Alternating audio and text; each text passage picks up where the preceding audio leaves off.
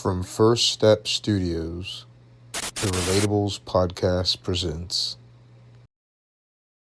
Oh, wah, wah, wah. Little low, little low. Little hey, little ho. You in there though? Little high, little low. Little hey, Little hey, little low. ho. Little high, little low. Is that a Stuart Littleism? Stuart Lils. Oh, there it is. That's where. Who had the joke about I would be so pissed if my parents adopted a rat? Who was that? Sounds like a Jamar. Oh, yeah, that is. That's a local comic. I thought it was like someone on someone's special. Shout out Jamar Torrance. I mean, Jamar's got talent. The guy is the most raw. Ideas are straight out of a writing room and just no confidence. On Instagram, this makes me a douche. Does this make me a douche? Does this make me a douche? Yes. Right. Yeah. Does this make me a douche? I just assumed it did, you know? Of course he is. Doesn't post, but he is very supportive of his friends. You know, if you got something local, something active going on, he'll repost you, he'll put you on the story. But shout out to Jamar. We need a little pop filter on yours. I've noticed we need one of mine. Or we rub our little I still got my thing. Chinny chin hairs on it. Yeah, a little. I gotta find my room. I'm not a floater. I'm more. If I'm a rester, I know how to control. Chin. I like the chin. If I rest, I know where to control. Here, I get too like. You get a little too animated though. I talk with my hands. Yeah. This locks me in, anchors me up. Now I have a full hand to adjust. The little too Italian with your mic dictation. What's the not Jesselneck? Mangione? What's the other guy? Luigi? No. What other guy? He's Sebastian? Sebastian. What's his last name? Maniscalco. Something crazy. Maniscalski or something? Maniscalco. Are you kidding me? Yeah, that guy. You... The guy who's doing a little bit too niche. He's playing a character. He's pretty funny. He's pretty cool. You've seen him on podcasts. He's on he does the shows. He does the rounds. He seems like a nice guy. Yeah. I don't know. It's like when I met Joe Coy. I had to drive him around one weekend at the Comedy Center. International Joe Coy. No, not Joe Coy. I'm sorry. Fuck, that was racist. That was very racist. Wait, who are you about to say? Henry Cho. It's like international talent Joe Coy? You drove around? World-renowned superstar? Henry Cho. Korean. South Korean. Oh, man. I'm sorry about that. Sorry, Henry. He gets it all Sorry, the time. Joe. He's fine. He's fine. You know? I don't know who would be more pissed at that, but he's had to struggle through it his whole career. Henry Cho, yeah. He's a legend, though. He is now. Now that you forgot it. No, never would have been able to drive Joe Coy around. Wait, why'd you bring up Henry Cho, though? I don't remember. Just name dropping. Fuck, why Asian man. No, what was the thing we were on before that? I don't know. We were talking about... What were we talking about? A whole lot of nothing, I guess. Nobody knows. See? So you can't really bash me. See, I can't remember either. I'm reaching for it. I'm stalling for it. Doesn't matter. I think we'll get back to it, honestly. Fair enough. We started out talking about... Don't remember. Still reaching for it. Hey, those are the type of grab backs and callbacks you can expect out of the podcast you're listening to. One of my favorites. Dean and the white guy. Boom. Yeah. Another one of my favorites, little spin-off, prequel, sequel to the original podcast is... Zack and the black guy. Worked out better this time. It's Zack and the black guy. Not a black guy. He's just a guy. It's just a guy. Just a guy, Getting a little bit of traction. People are talking. The boys are buzzing. We're buzzing feeling around residuals, the city. Yeah, we're feeling residuals. Everybody knows what Zach's into all of a sudden. That's been the topic of conversation, like 2 out of 5.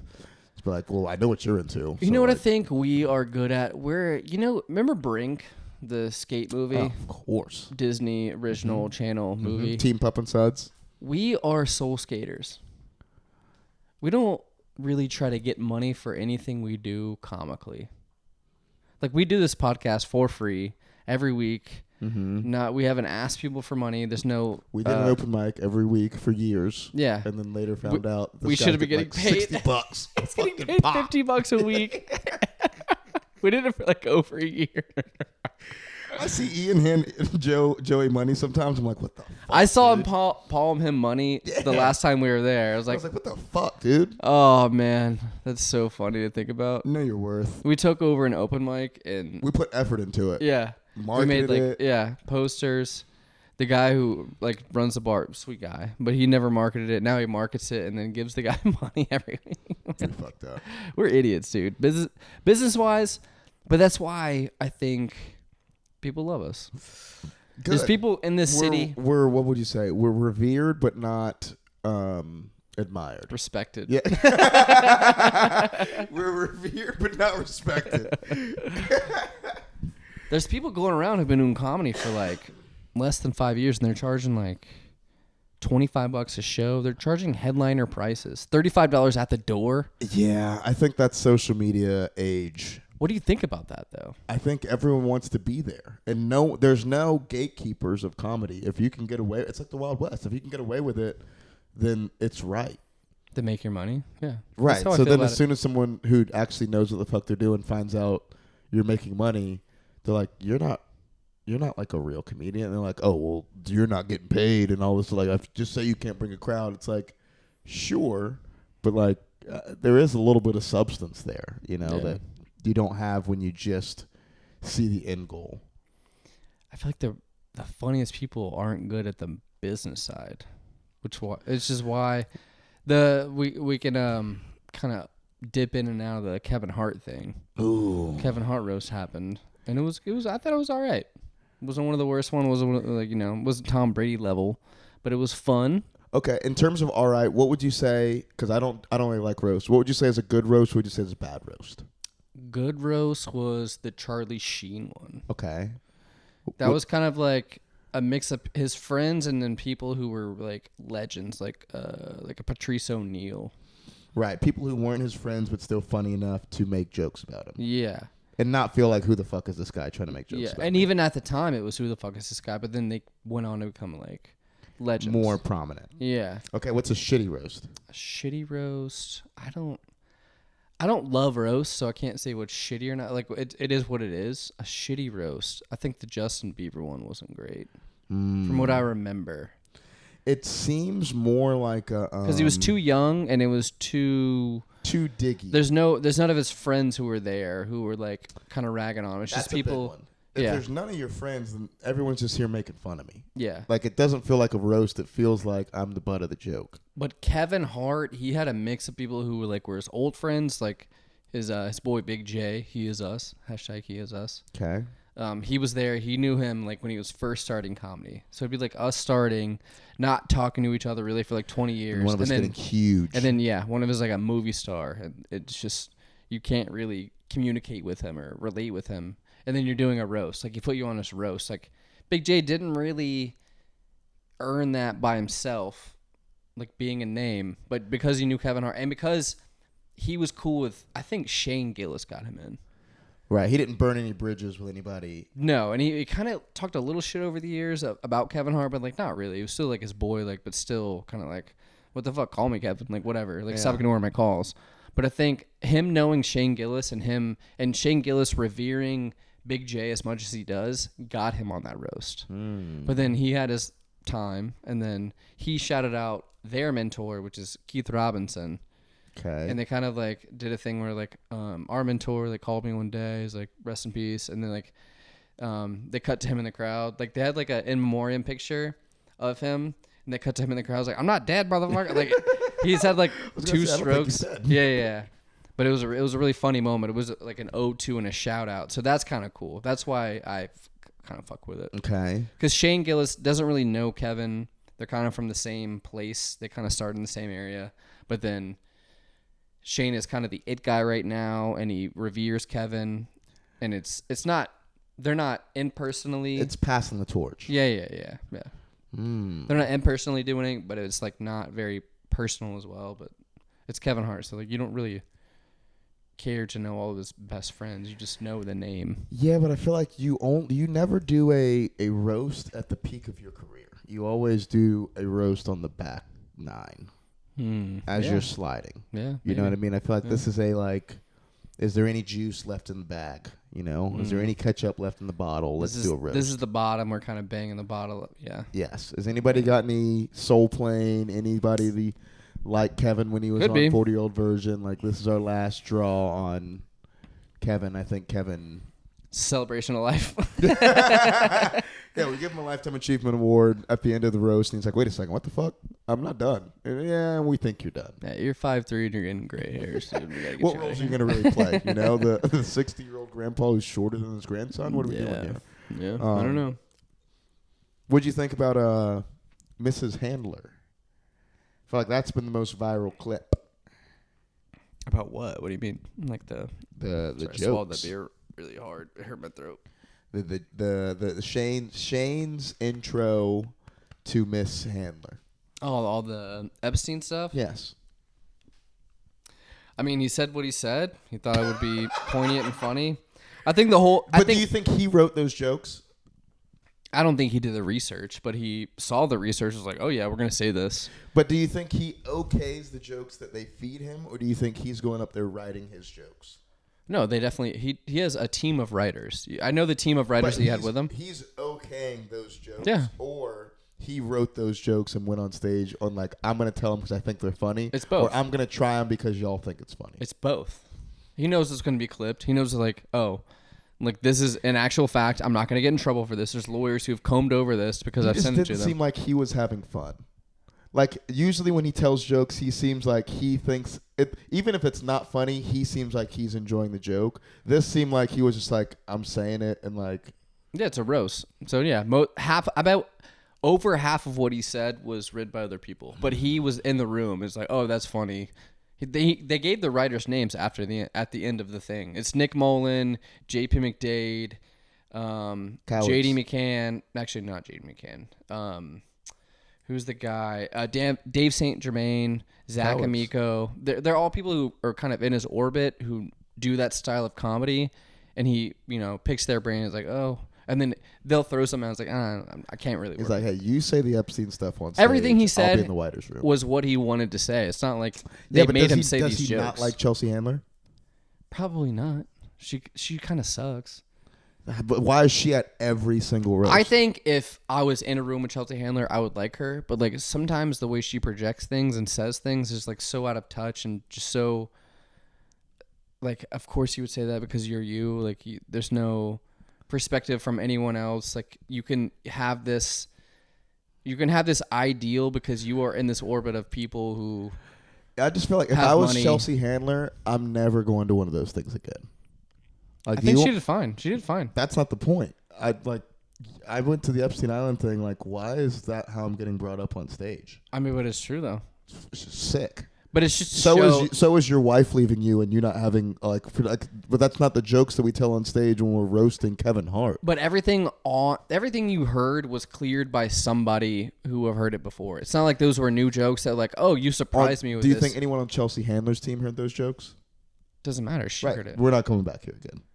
When you do the roast of Shane Gillis and y'all invite Chelsea Handler, she's going to be like, no, what the fuck? Maybe not, but then that's on her. That's a fuck up. Why would you not do that? Because y'all roasted me last time when this isn't my roast. But that's the whole point of a roast. That's the whole, you get everybody who's on there. Everything is free game. They called Jeff Ross a pedophile, like, because he like kind of has some allegations. Like there's some shit there. Like there's little... And if you don't laugh at it, then that's just that's a nod to whatever is alleged against you. So, like, you need to sit there and take it. No, I don't. You gotta. You gotta. Dude, I went to court for this. Like, what are you guys sitting here making jokes? Like, I can clear this all up right now. Like, why do I have to sit here and take the jokes? Yeah, but if you laugh, then that shows you did. Yeah, it's like, yeah, like, that was bullshit, like, whatever. Or it's like, bro, you wasted 8 months of my life. The same way Handler went at Shane when she said, like, apparently he's bigoted against Asians. Like, he said an offhand thing on a podcast one time, and he got completely way canceled. Different than a court document and the Epstein files. Exactly. Way worse. Like, the Epstein files is way worse. Like, you placated this guy. You were amongst his presence. Yeah, but that's like going after someone's wife and kids because it's true. Like, I'm here doing a business. If she went up there and was like, Shane, like, you're not with your first wife anymore and your kids left you. Like, what am I telling? Like, what am I lying? And like, That's not true. Like, right, but that's what I'm saying. If it was true, that just because it's true doesn't mean, like, we're not here for that. Like, hey, I just talked to Shane's doctor. He actually has colon cancer right now. Oh, it's not. We're just not saying stuff that's true anymore. It's like, yeah, it's true. I mean, if it was true, then yeah, you can poke fun of that. But that's terrible. That's just a bad analogy because what you said, like, it's not. Yeah, but her factual. being involved with the Epstein Island doesn't have anything to do with Kevin Hart's roast. So me being like, hey, and our next comedian, he actually has stage 4 colon cancer, still dealing with his doctor and doesn't know how to pay for it. Shane Gillis, everybody. No, and but he comes up and if you're not on the roast, then yeah. If you were just like a person who, like, someone had beef with Tony Hinchcliffe making like a George Floyd reference. I think Lil Rel made some video from his bed or whatever. I guess you can kind of say like that's fair because like George Floyd wasn't there, his family isn't a part of the roast. Like, why would you do that? Like, it's not really funny. But if you're there on the dais, you are free game. Anything that happened in your life that the public may know or not know, and it's funny if it's brought to light, then that's fair game because you agree to do that. Sure. Slippery slope, but sure. We're gonna get to the point where jokes start getting not funny. But there's just more true and true things. But it was funny, and people love it, and it's like if you don't think it's funny, it goes from like, okay, this is true, and some people think it's funny. I'm gonna say something true, and a couple less people are gonna think it's funny. You're gonna say something more true, and then we're not telling jokes anymore. And then I'm gonna say something, and now all of a sudden we're just saying true things about each other, and nobody's really telling jokes anymore. It's just runs a slippery slope of like, and then they'll bomb, and then they'll move on. And yeah, but what was funny about Chelsea being at Epstein Island?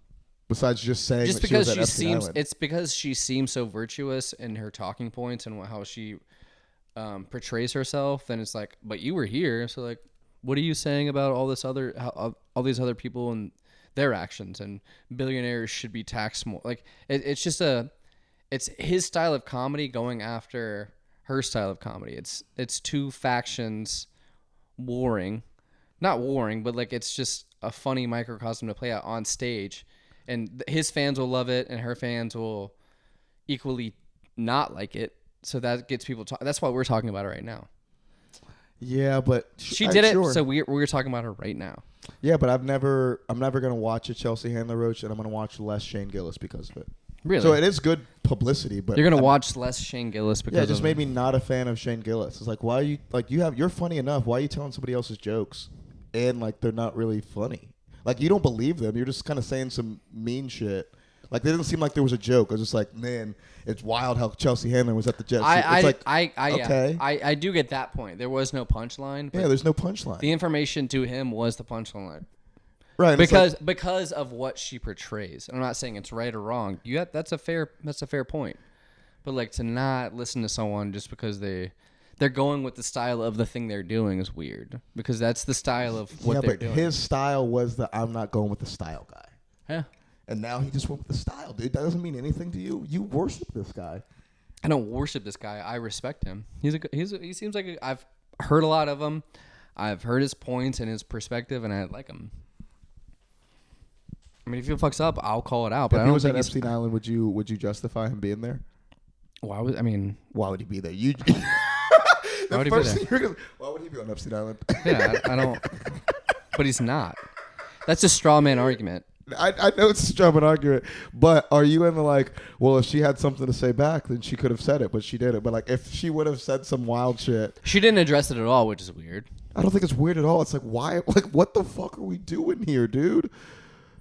Like, if you called me out on some shit that happened with like my ex, and then like I just don't address them, like, dude, I'm not trying to talk about that right now. You didn't really watch the roast. Right, yeah, I didn't watch it, so I'm like, I don't watch the whole thing is dumb to me. It is. Like, I saw people who I liked. Like, I saw Big J's set. I saw Tony's set. I saw all of like the clips of Shane doing his monologue in the set. I didn't see any of the Rocks thing, but there's people who's like, I don't want to watch. Right, that you're not funny, and you're gonna go up and do jokes that I know you didn't write, and you're gonna play them off like I'm a funny guy. But that's the whole thing. Right, that just feels weird. Yeah. Especially for So you don't like roast. comedian. You don't like roast. Like I feel like you'd be like, I'd rather just watch Tony Hinchcliffe's special than watch him Yeah. tell somebody Bro, I else's definitely jokes. want to watch a new Gillis special, like a new hour of Shane Gillis over. Like if it was airing at the same time, like yeah, I'm watching the fucking Right. Shane Gillis hour. But it's him doing a culturally relevant thing, and he's getting paid a lot of money to do it. It's like a bullhorn for attention. So like, Wow. Do you think good he for should him. have been Netanyahu on his podcast? what? Do you think he should have Netanyahu on his podcast? It'd be funny. If he fucks with them, then that'd be awesome. Come Depends on- on. depends on- You love this guy. If he has Netanyahu on, he's like, why the fuck are you killing all these people?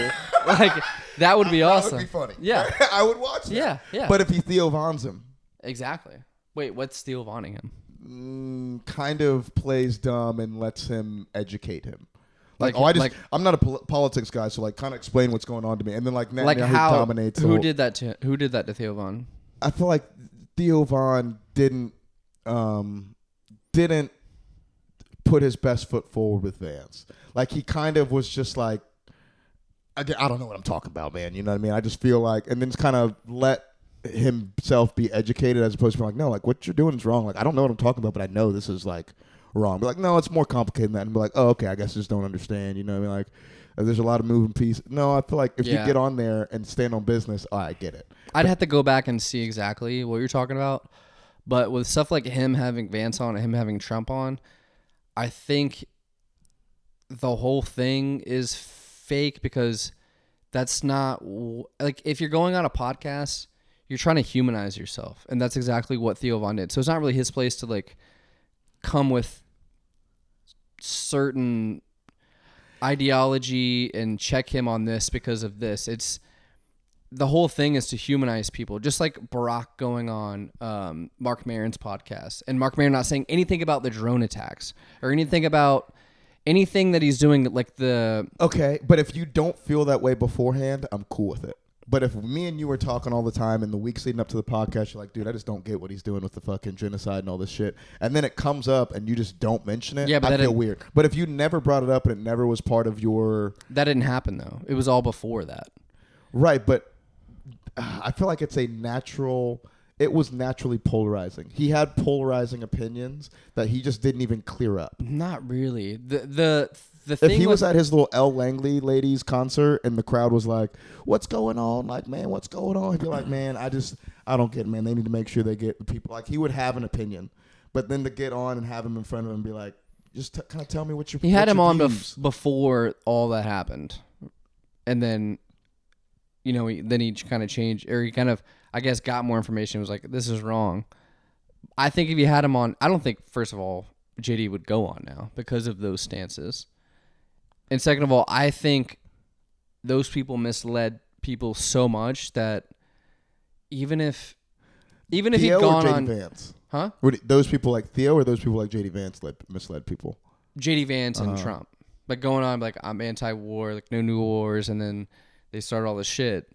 I think people like Theo thought that was them because they had conversations with them. You knew he was trying to humanize himself, though. I mean, looking at it now, but like I don't know how sociopathic people are in that position because I've never been in that position. And I've never like fathomed getting there and saying exactly what I need to say to get there. Like I couldn't do that. Like I would be read so hard on this podcast because I would just be whatever intention I had would be so obvious.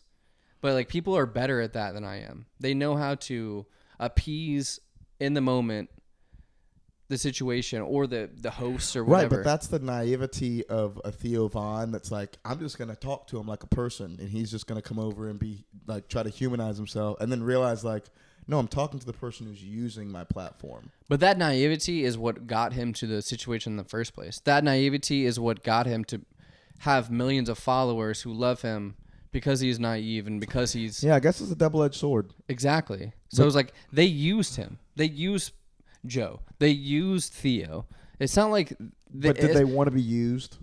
Maybe. But it's also like, would you pass up that opportunity? Right. But that's the point. Pass up the opportunity if you're not ready for it. Don't be like, hey, I just didn't know what I was But getting into. who is anyone to say you're not ready for it? You are. If I was Theo Von, if I'm me, and I'm not probably as smart as Theo Von, I don't think I'm ready for it. Do you think I'm gonna look across and see Barack Obama's eyes and think that he actually likes me as a friend? You're also too pussy to put yourself out there to be in a position to be ready for it. So that's never gonna happen. Yeah, but you gotta know. You don't gotta know. You just have to live life and kind of. So everyone in Theo's circle didn't know. Somebody's gotta know. I don't know. I'm not in his circle. You figured it out. Circle. Whoever his producer, his co-host, his but girlfriend then who are at the they to say, time, oh yeah, let's all make less money because you're not ready, Theo, and I'm going to tell you you're not ready because. Theo, are you struggling for money right now? And he goes, no. And I said, let's just like circle back to this one. Maybe. Unless we're hurting. If we're hurting. And maybe he doesn't do it again. Right. That's what I'm saying. If we're hurting, let's do it. But I get it. It's a once in a lifetime opportunity. But now look what you've done. Yeah, whatever. All right. Let that be a lesson to everybody out there. If my podcast was the thing that put you over the edge to get the American people to vote for you, then America was already fucked anyways, dude.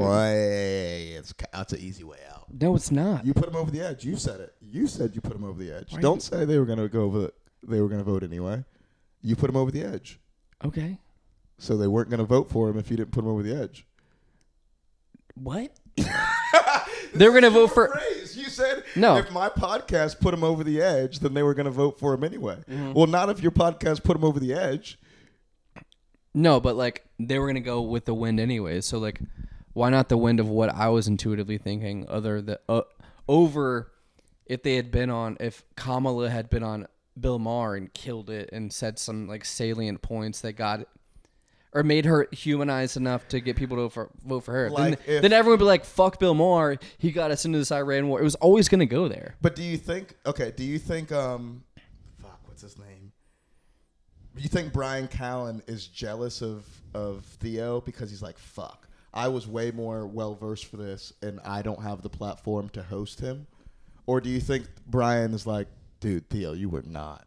Like, that's not what you do, dude. We're not politicians. Like, we make jokes. Like, of course you're over your head. You know what I mean? Brian Callen's a bad example. Adam West or Dave Smith. Somebody who actually knows politics being like, dude, this is not, you don't know what you're getting into. That's okay that you don't. Maybe, yeah. But don't sit here and be like, example. I'm a comedian, and then all of a sudden, I just didn't know I was going to get taken advantage of. It's like, of course you were. That's a better example, but Dave Smith was also behind him, and now it kind of like, what is he? He kind of, not backtrack. He apologizes for pushing him so much. Yeah, everyone has hindsight, but I just think that sometimes you got to have a little foresight. You can't always have hindsight. Foresight's 10-20. It's not 20-20. It's like 10-20. Like you're acting like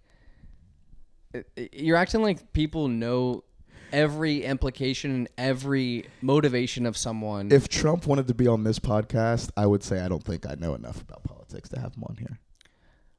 Yeah, and then I would be like, I'll get a different black guy.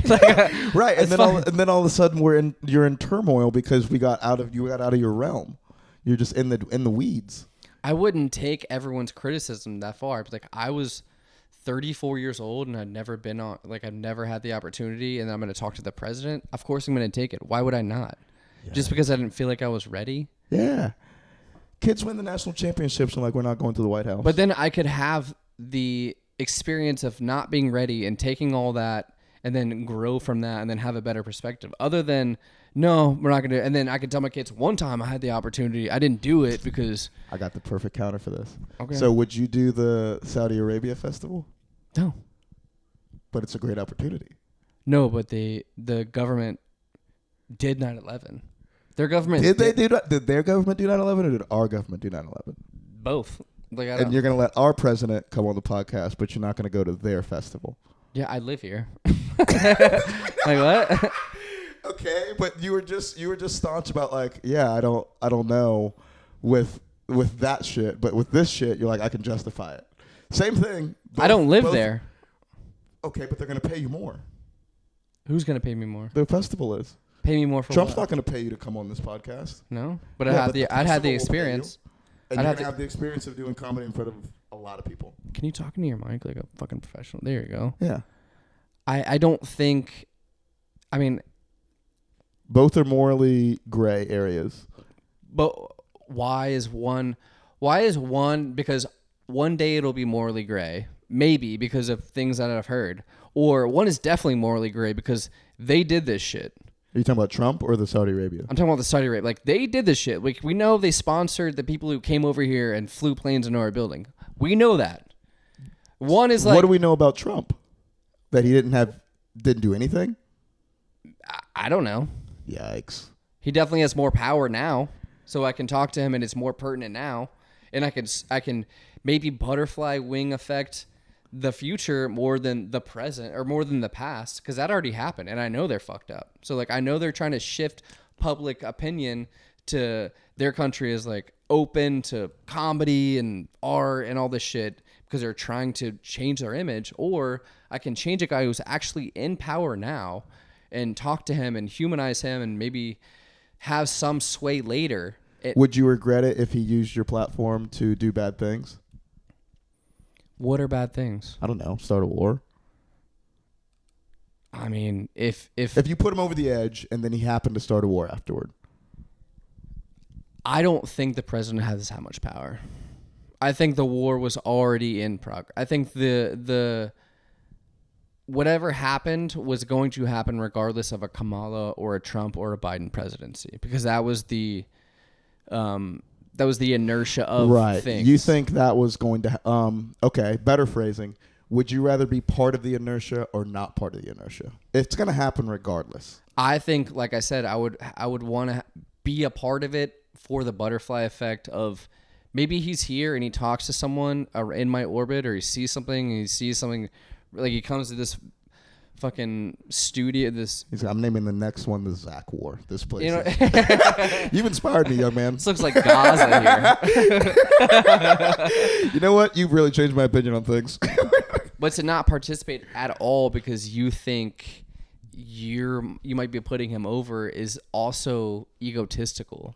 So no, but it's all egotistical. That's the point of it. You wanting to be involved is egotistical. You wanting to have the president on is egotistical. It's okay, but that's the part where it's like, I'll have the president on who's morally ambiguous, but I won't go to this morally ambiguous comedy festival. Both are morally ambiguous. One has a history of doing things. The other one has a history of hindsight is 20/20 doing things. But one is more justifiable than the other. I feel like both are kind of gray. Like, I don't care if you do either, but don't make it seem like I'm glad I went to the festival, but you shouldn't have Trump on, or like I should have Trump on, but you're weird for going to the festival. Like, both of you guys did the same thing in a different way. No, because one is a literal American, like whatever, regardless of what you say, Trump has changed things forever. 100%. He's a American history icon. He's an outsider. He is a person who... You know who else was? Hitler. No, he wasn't. He was a German loyalist who... No, dude. I get what you're saying. He is a major American figure that if you can have a... if you can catch the crumbs of, why wouldn't you catch the crumbs of an influential person? But to go over and be a part of and be bought out by someone who's trying to create a facade of... Who is? The whole country or one guy who likes telling jokes? The prince over there who's like, I like to laugh, dude. I know my great uncle was weird, but like I like the jokes. The Riyadh Comedy Festival is like a literal like propaganda arm of their government who's trying to like show that they are progressive and trying to move forward and not... Yeah, but the only way to show that you're progressive is to do progressive stuff. Even if you're faking it, you're doing something progressive. Like, they're not fake telling jokes. Like, they're actually going to pay people. I'm not saying I wouldn't have done it. Wait a second. Yeah. I'm not saying I wouldn't have done it. But I get why people who were like, no, I'm not going to do that. Especially, yeah, but those same people, if they were to like, hey, Trump wants somebody to do a podcast with, can we put him on your podcast? You'd be like, yeah, I'll do that. It's like, what the fuck? Then where was the moral high ground on not doing the festival? But moral high ground to whom? To your own morals. The reason you didn't do the festival is because you thought there was sketchy behavior going on over there. But what this person said to get on their podcast was no more wars and you know what I mean, like, and into all this like Wait, ideological, all this diversity and equity inclusion on the base of race. Like we shouldn't be looking at people in race. We should look on the basis of like what can you do, merit, and then they kind of morph when they get in power to then start wars and then kind of be a little racist. Like if you had them on before when they're saying the right things, that kind of gives you like if Theo Vaughn were to reach out to the White House and be like, hey, like let's do another podcast, Trump. Like I need to talk to you. Like would you shit on him then if Trump came in and was like, dude, you told me all this stuff and then now you're doing this? Like if Theo ran it back and asked Theo questions. Theo questions, what do you mean? Like Theo. things that I feel like Theo actually feels. Not hollow questions that Trump's team okayed. Yeah, and it's because not, that's what you know what's going to happen. happen. It's not a puff piece at this point because his podcast when Trump was on there was a little puff piece because it kind of humanized him. He talked about his brother who had addiction and like Theo was like very close to that and then like they kind of related on that, which made AKA Trump's whole team formulated how can we humanize him on somebody else's like that hadn't. There was probably maybe one or two questions. But how do you fault Theo for that? Because Theo is supposed to be the express. Oh, I can't ask any of my questions. I'm not doing this interview. But who said Theo? Who said Theo had those questions or would have been equipped? Because I've seen Theo be more authentic with less influential people. When he's like something's off, just be like, all right, that just feels off. What do you mean? For him to like literally be looking across from the guy and him to be doing a fluff piece, like Theo can't just break character and be like, all right, let me just ask you a real question real quick. But he did though. That's why it seems so humanized because he did. He asked about his brother who had addiction. Like you've never drank. Like I've done. Like I've. But that doesn't cocaine. feel leading. You don't see through like I don't see through it because I don't think people like Theo have ill intention. I just think they're a product. No, they're easily someone you can get over on. He's very well meaning. So then like you can't be mad at him. So I'm not mad at him. It's like I'm saying that his naivety is not an excuse for like, yeah, it's just Theo being Theo. It's like, no, you need to just be smarter next time. I'm not mad at you, but you also can't sit here and be like, I didn't know what I was getting into, man. Like, he said this, and then he changed the story on me, and you know, what do you want me to do? It's like exactly what you know you can do, you know? Yeah, use his voice now to say how he doesn't think is right. That's what he's doing.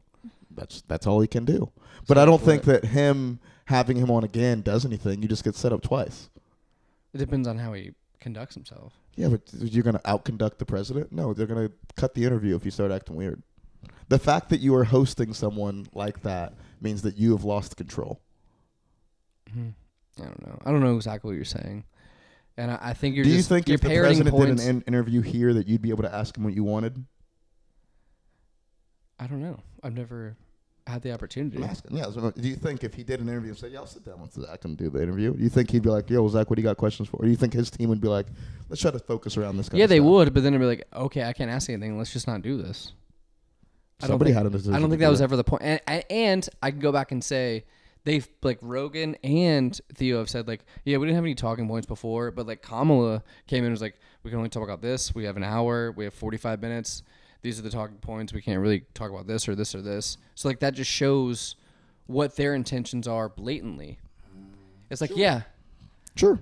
Yeah. So, like, what do? You do, like, I cut the interview short, to be fair.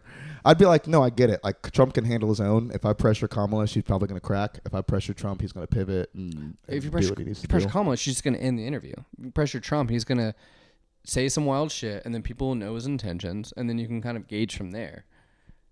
But, like, with some certain people, like, you're never going to have that access because they're not going to allow you, and they're going to shut you off before it even happens. With Trump, at least people got to see, like, almost 3 hours of him not defending or not having a point when he said he lost the 2020 election. He said it was stolen from him. Didn't have any points for Joe, and Joe was kind of pressing him. Like, what? Like, you sure? Like, what proof do you have? No one really talks about that. And then with Theo, he's running for president. He's trying to talk the American people into voting for him. So he's going to try to humanize himself outside of whatever policy decision. Yeah, it's your fall in love with a stripper. Yeah. You think the stripper actually likes you? Theo was like, I think the president enjoys being on my podcast. And you're looking at Theo like, dude, what are you doing, bro? Why are you at the ATM right now? And he's like, yeah, but I think he likes me. I think he thinks I have good points. But do you say no? Yes, dude. When you're like, hey, let's go to the strip club, we're like, no, dude, we both have wives. We don't need. I think you do. I think you say no because you're not in that world. Like, you're not in the world of, like, Theo's a comic. It's all about attention. It's about eyeballs. And then people go to his shows. If you don't have those eyeballs, then you kind of just, like, your career just dies. So, if you have those eyeballs. I feel like it's new wave. New wave. It's all eyeballs. It is. But I'm not telling jokes with Trump. I'm not having him on there. I'd rather have Big J Okerson. Like, we'll actually tell He jokes. did. He made Trump's interview funny. He was kind of himself. And then whatever. You can. If people who came into that interview weren't split on voting for Trump and Kamala, they were already going to vote for Trump. No, they were just Theo fans. They weren't going to vote regardless. They weren't voting. Theo's demographic was not going to vote. And then he had Trump on. He's like, but they definitely weren't voting for Theo's cool with him. They definitely weren't voting for Kamala. They were like, oh, do I vote for this guy? Like, he kind of seems like a charlatan, no, whatever. No, if you don't just go just because. You're. That's what I mean by he... like, people are going to go to Theo who don't give a fuck, you know? That one's out. Camera's out. Like, people are going to go to Theo who don't give a fuck about him. Ooh, I just fucking moved it.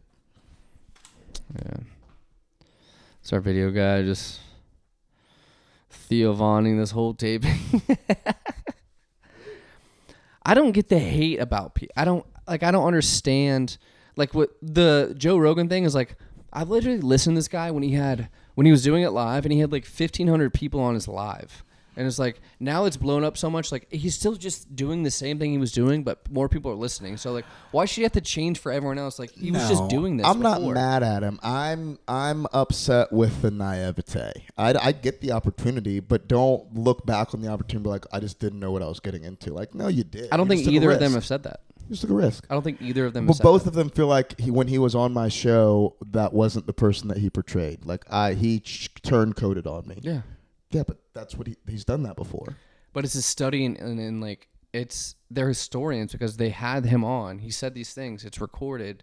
They had a vibe, and it didn't turn out the way they thought. So, like, do you think someone would do it again at the end of, say, in like 2029? I don't think it's going to be as easy. That's why I think it's so important, because you can't just do that again. You can't. Well, they're going to. People are going to hold your, like, Joe's never going to have a politician on who. All right. Uh-oh. Why wouldn't he ever have a politician on? No, you have caveats. There's no way he has a politician on next time and knows the implications, because everything going into that election, the 2024 election, was like, this is the end of democracy, or we're holding on to democracy. Whatever side you were on. Like, if you vote for Kamala, it's the end of democracy. Yeah. Whoever wins is ending the world. I don't think he's going to get caught up in that fervor anymore, and he's going to have more valid questions, and I think that's important. Like, I think the error in his ways is shifting toward that. This last election cycle, they missed it. They didn't realize that podcasts were the thing. The Democrats were like, dude, I don't know what they're doing, and it worked out. They fucked up. But next time, they're going to use podcasts. Mm-hmm. Like, best believe they understand that it reaches an audience. So the next cycle that comes through, do you think Theo has the next presidential candidate? Or do you think he, like, I saw what happened last time? I get that it's great press, but there's, like, regardless of who wins, it's not, like, it's just not, we do a fucking comedians podcast. Like, why am I having the leader of the free world acting like I'm asking serious questions? Like, our whole thing is not to take shit seriously, and now all of a sudden I'm the serious guy that people come to for news. Like, I can just make jokes about his interview on 60 Minutes without having to be the direct source of, like, let me tell you the hard-hitting questions. Yeah. It's not about Theo and it's not about Joe. It's about how we experience whatever happens next on those shows. So if we experience it and we're like, oh, this is kind of how so-and-so acted on this show, and this is the outcome, then we have a sample size and we have some kind of thing to go back to. And then that's the whole point. But if we never had Theo interviewing the president, humanizing him, and then, like, he comes out and he's like a complete monster, he starts a war, he's like whatever, he funds genocide in Gaza, whatever, then we don't know how crazy like it's an anthropologic study in how But people we do know act. someone's going to be on Call of Duty next presidential election, or Call Her Daddy. Call Her Duty. I like Call Her Duty. But like somebody's going to be like, yeah, that's just the kind of podcast that's corporate enough. So like, we'll make it work. Sure, we'll ask the question. Like that's going to be in the next thing. Is podcaster in the next, like we'll do rallies, we'll do TV commercials, we'll do podcasts, and we'll, like, you know what I mean? Like, so someone's going to take the opportunity. Every single time there's a president, someone is going to be like, what, am I going to deny the president? Yeah. And whether Let them go on NPR. And whether or not that goes good or bad, It's already gone bad. Will dictate how they are perceived, and that's credible information for voters. Just how the... Sure. Yeah, sure. Theo's really not canceled. He's just fine. He is just fine. He's just fine because it's not... It's just like they were saying Tony Hinchcliffe was like worried that Trump wasn't going to get voted in because of his joke. Like he was going to lose a percentage point here or there because the Puerto Ricans just like he was like, oh, I'm going to get death threats. People are going to kill me. Like that's such a grandiose way of thinking about things. I don't think people are thinking about Tony Hinchcliffe's joke. No one gives a fuck about comedians. Exactly. But it's so with podcasts, the people who are going to vote for Trump are going to vote for Trump either way. Sure. My thing People don't is really give a changing the podcast. We do an hour podcast of shooting the shit. When Trump comes on, you're going to do a 3-hour podcast of acting serious. I don't think I would. But that's what I'm saying. Like the fact if Trump was here in the middle of us right now, I'd be like, dude, we got to get to your couch next time. Like, dude, it's hot in here. Like, we had to have the AC off for audio. Like, have you heard of a flying termite? Yeah. Like, I don't think I would change that much. I don't think there's a level in which people change to get in front of other people, and I think those people learn lessons whenever they bend to change. And I don't, like, I've listened to these people, like I know. That's why he didn't feel cool enough to be there. That's what breaks my heart. It's like, I know that Joe doesn't need to bend the knee for anybody. I know Theo doesn't need to bend the knee for anybody. The fact that they let Trump into the, we're just shooting the shit. Like, we're just comedians trying to tell jokes and be funny. You let someone in who wasn't supposed to be there under the guise of like, what am I supposed to say? No? Yeah. Yeah. I think that is fair with Theo. I think Joe's a different animal. Because Joe's a little bit more verse, sure. Yeah. But still, it's like, yeah, just say no. Like, dude, like, yeah, we just tell jokes. Like, that was the whole thing. Maybe. Of like, oh, man, people are, like, Tim Dillon's like, dude, we're not big media. We're just podcasters telling jokes. Like, we're not, just because we had a president on does not mean we're the fucking stealing CNN. Yeah, maybe. So... But then you have people saying that and then doing like a Stavros. I don't know if you know what Stavros is. Yeah, like, yeah. Comics shouldn't get political. And he's on like a thing with like Mom Donnie and like he's doing all this. Yeah, it's like you shouldn't be political, but only if it's like for your thing or for what you believe in, and then it's okay. It's like it's gay either way. I get it. I get what you're saying. But also I'm trying to play devil's advocate of like Joe he could change industries with having a certain guest on. One person. He's the new It's Oprah. the Joe Rogan effect. Remember how Oprah, she had some guy on about beef, and then she got sued by the beef industry because like some guy came and was like, I'm anti-beef, like this has E. coli, whatever. Like that's what Joe is now. I think so. And not as much, but yes, and still very you powerful. should have a guy on who is maybe going to lead the world because like you have the most eyeballs and listeners, and it's kind of like a prerequisite. It's kind of like doing late night or whatever in the 80s. I mean, and he 90s. was never afraid of having Bernie Sanders on, you know? Yeah, he has everyone on. He has different factions. Which is, okay, it's a little bit different for Joe. Joe has a wider target audience. It started off as a shoot the shit, I'm talking to my friends, but then he actually started talking to experts and building it. So I can see what you're saying with Theo, but like also he's just Theo. He's just That's the point, dude. Just be Theo, bro. Yeah. Don't be Theo who can't turn down the big check, you know? Yeah. Can you vamp like I get a beer? Yeah, absolutely. Yeah. Now that we all know that Zack would sell me out in seconds, he would backdate it. You know what I mean? He'd be like, he hasn't worked here in months. Yeah, dude. That guy, he didn't love you? Fired him.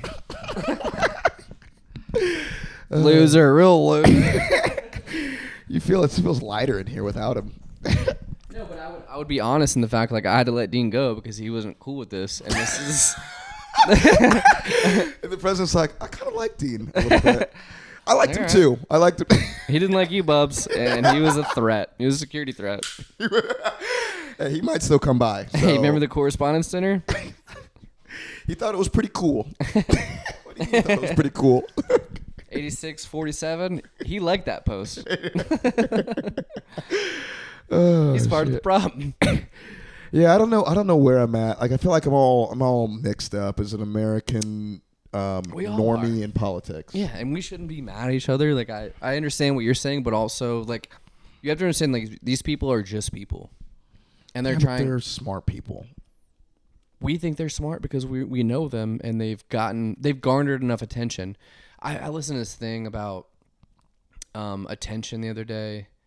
Like, that's all everything is now. What do you mean? Everything is about attention. Everything is getting attention, or even if it's keeping negative, attention or something. Keeping attention, because that's what gives you the space to either advertise your business or advertise other businesses, and that's all the commodities are now. It's not in selling real things. It's getting attention. For 90%, like there's skill, there's trade, there's all that. But that's when to all pay the for art that- loses away because now everyone's doing it's like what we talked about in the beginning, like comedians that aren't funny but know how to get attention. Mm-hmm. And it's like you're killing it. Mm-hmm. Everything's dying. For a little bit, yeah. But there's long term and short term attention.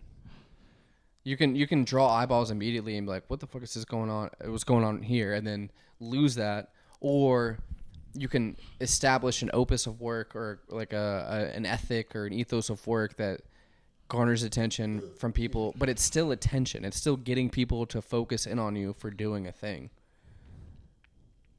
Like, that's all the world. Yeah, but is. what was the point that it's good, that it's bad, it just is? It What just was is. the video? Yeah, it wasn't good or bad. It's just, just- that's what it is. It's what it is. Yeah, I guess so. You know, I don't know what to do about it though. I don't.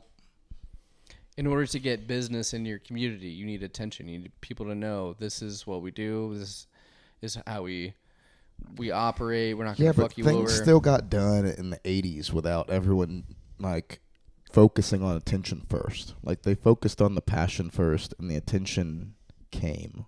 The attention came with quality. Now everyone just wants to do quantity and wants the attention for there's doing the quality of thing. attention. Yeah.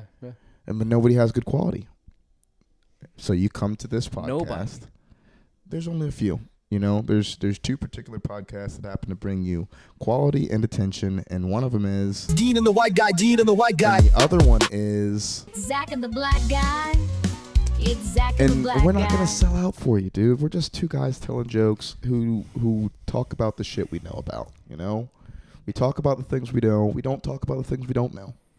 And I don't know. I think, like, you know how there's a local podcast on who had he's a candidate for mayor. Is it mayor? Fishback.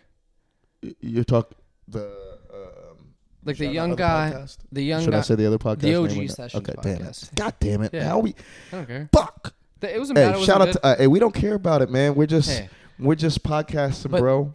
They had James Fishback on, right? He's a young guy who's saying a lot of stuff. Got some political momentum. Yeah, got some very out. I mean, he's anti-Israel. He's like pro.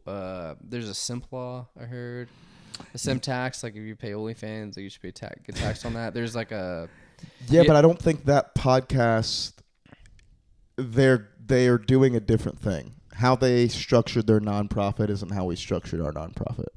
Like they don't structure it as like we're just two guys shooting the shit. They structure it as like we're two guys trying to explore what you do as your expertise. Like they're not trying to be funny or shit on themselves. Like they take themselves very seriously and like bring on people who take themselves seriously. kind of boost them. Yeah. Right. Like they're using him to to give themselves credibility. Yeah. Like we had a mayoral candidate on our podcast. gov- Not like governor. he's not like, oh man, that's the podcast of Jacksonville. I need to be on that. Like no, they're asking him like, and then the next guest they have like, no, we've had mayoral candidates, we've had senators, we've had you know what I mean that, but I don't think our brand is the same.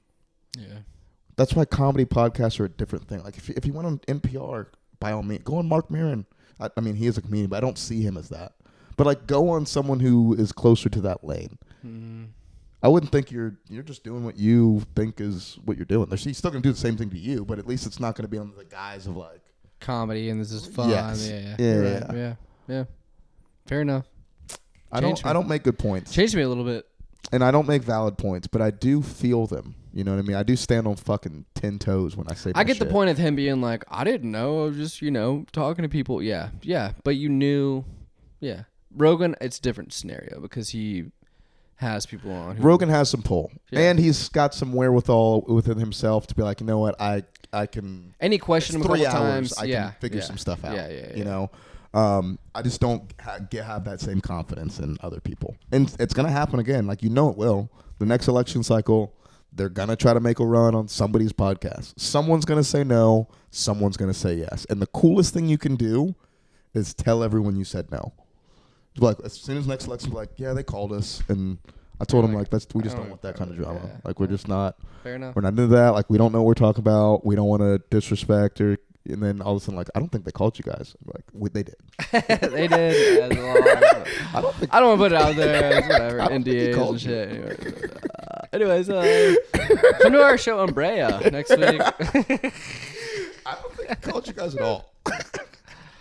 Wow, we went down a rabbit hole. That was almost the whole hour. Was it? Just talking about that bullshit. Talking about other people's bullshit. I vamped. I fluffed. You were very passionate. I felt passionate You're about not very passionate about very many things topical. Sometimes I know when to bail. Sometimes I just like to stir and bail. I stir it. I get a whiff of the smell, and I'm like, this is not going to taste good. Yeah. I got to get out of the kitchen. Sometimes I stir it, and I'm like, that's not bad. That's not bad right there. Yeah. I'm going to let this simmer for 20 minutes. I'm going to come back to this. I'm going to burn it a little bit, see if anyone notices. It tastes different to you guys? All right, cool. I'm going to turn it up. Is that how you quit a job? You come in? Ooh. Shit on fire? Yeah, good segue. We can end on that. Yeah, good segue. I am quitting one of my jobs. Whoa. It's the same job at two places, but I'm quitting one of the places. Oh. Yeah. Yeah. It's come to an impasse. I can't how would I say it? I can't hold two ropes at the same time. I got to let go of one rope. You're ripped in half. That's what was going to happen. That's what was happening. I felt myself getting ripped in half. I got to take not even a leap of faith. Just trust the rope I'm on. I'm on a good rope. Yeah. It's a thick rope. I built up the rope. It's good. And I thought I could maybe let me grab two ropes and see if I can get real sturdy. I'm not getting sturdy. Yeah. I'm getting ripped apart. So I am quitting one of my jobs. Now, here's the questionable part. I have PTO at that job. Doesn't pay out. Rolls over. You use it. You're using it. What do you mean? I was having second thoughts about it, but I was like, I'm going to use my PTO. Yeah. Like, I'm not going to. And here was the second thought. I don't want to request my PTO, them deny it, and then me still quit and think it was because of the PTO. I'm going to quit regardless. Yeah. But I'm not going to quit with money on the table. No. If they don't pay it out, that's bullshit, and they would have fucked you over just as easily as you think you might be fucking them over. But no, that's the business. Okay. You accrued that. Okay. You earned that. Good. That's money. That's how I felt. Yeah. But then all of a sudden I'm like, yeah, but am I being petty? And I'm like, yeah, I'm being petty. Nah. I'm not being petty? I'm not being petty, dog. You're a human being. As long as you don't fuck them over in ways of you quit without giving heads up. No. Yeah. I'm still going to give the 2 weeks. I'm still going to do all the right things. Give 2 but weeks. I do want my PTO You don't badmouth.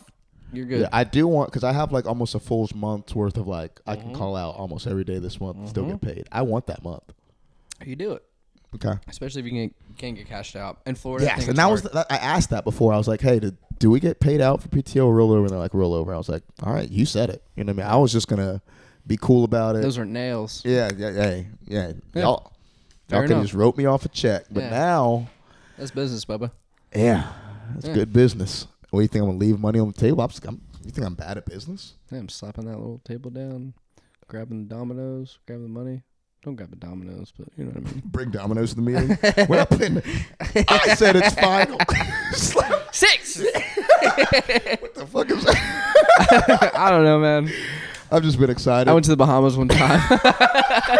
Got cornrows. I don't know, man. I went to the Bahamas. Yeah, flip flop tan. Wearing a Hawaiian t-shirt. I don't know, man. Zinc on your nose. Yeah. So yeah, that was my. I was having a little, but now I feel good about it. Now I we don't need feel to bad talk at more all. after the podcast. Yeah. Yeah, I don't feel bad at all. We got to end it, man. This is about an hour. We need to stop, collect our thoughts, Yep. gather ourselves. If you got PTO, use it. If you can't cash it out. If you can't cash it out, use it. And make sure you can cash it out before you quit. Don't quit and be like, hey, I had PTO. Go to HR. Figure that shit out. That's your advice. Second advice, stay in your lane. You know what I mean? It's a good lane. You made it. You're in it. It wouldn't be a good lane if you weren't in it. You'd be in a different lane. So don't get weird when something comes up. You had a good thing going.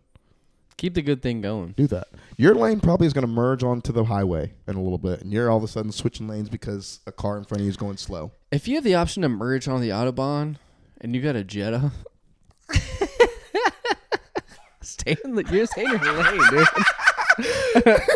You're gonna get someone hurt. Check oil lights on. Let's just stay where you're at, Bo. Hey, Bo, just get there, A to B. You got the autobahn. Yeah. And you're running on a spare. You know what I mean? You're not supposed to go over 60. You've convinced me of a couple things this podcast. Yeah, I just get where you're coming from. Yeah, I think we're both going to be a little more critical of Shane Gillis in the future. What? No. What? Huh? No, but follow us on our socials at Zack Malk on Instagram, At the Nimic on Instagram, at the Relatables Podcast is our umbrella mothership station. Yep, at the Dean and the White Guy on at Instagram. Dean and the Black Guy, at Zack and the Black Guy. And go to therelatables.com for all of our podcasts. We're on Spotify, Apple Podcasts. I think we still have a TikTok. Yeah. We're on Instagram. Yeah. We have a YouTube. We have a website. Find us. Only thing we don't have is a goddamn OnlyFans account. That's it. Coming soon. Coming soon. And content's going to be spicy. You see our lights, dude. Angles. We're all about angles here. Guys, we love you. And I love you more. All right. I know. Hey, guys, I love you. And I love you more. Now I am become death, the destroyer of worlds. Fool me. Fool me. Fool me, can't get fooled again. Zip it up, up, up, up, up, and zip it out.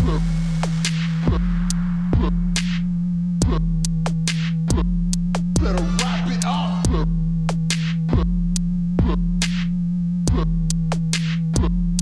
And zip it out.